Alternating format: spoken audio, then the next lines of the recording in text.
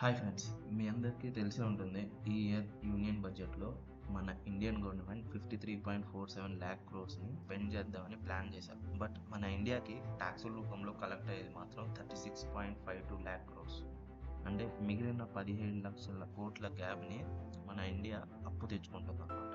ఇప్పుడు మీకు ఇంట్రెస్ట్, మన ఇండియా వేరే కంట్రీస్కి 5686 క్రోర్స్ని ఫారెన్ ఎయిడ్ రూపంలో ఇస్తుందన్నమాట.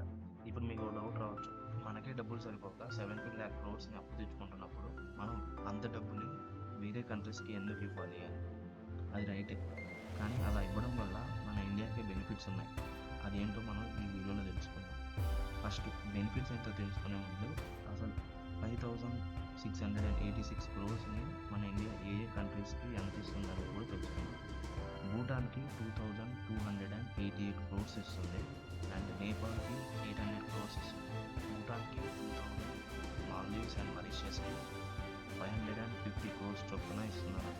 అండ్ శ్రీలంకకి 400 క్రోర్స్, మయన్మార్కి 300 క్రోర్స్, అండ్ ఆఫ్ఘనిస్తాన్కి 150 క్రోర్స్ ఇస్తున్నారు. మీరు ఇక్కడ ఒకటి అబ్జర్వ్ చేసినట్లయితే ఈ కంట్రీస్ అన్ని మన ఇండియాకి నైబరింగ్ కంట్రీస్ అండ్ ఇవన్నీ కొంచెం చిన్న కంట్రీస్ అన్నమాట.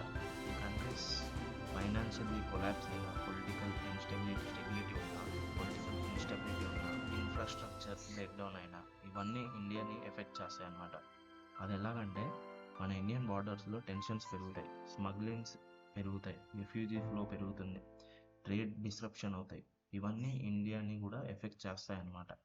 సో మన ఇండియా ప్రతి సంవత్సరం ఫారెన్ ఎయిడ్ రూపంలో మన యూనియన్ బడ్జెట్ నుంచి కొంత అమౌంట్ని నేబరింగ్ కంట్రీస్ స్టెబిలిటీగా ఉండడానికి ఫారెన్ ఎయిడ్ రూపంలో అమౌంట్ని అయితే స్పెండ్ చేస్తుంది అనమాట. ఇలా స్పెండ్ చేయడం వల్ల కూడా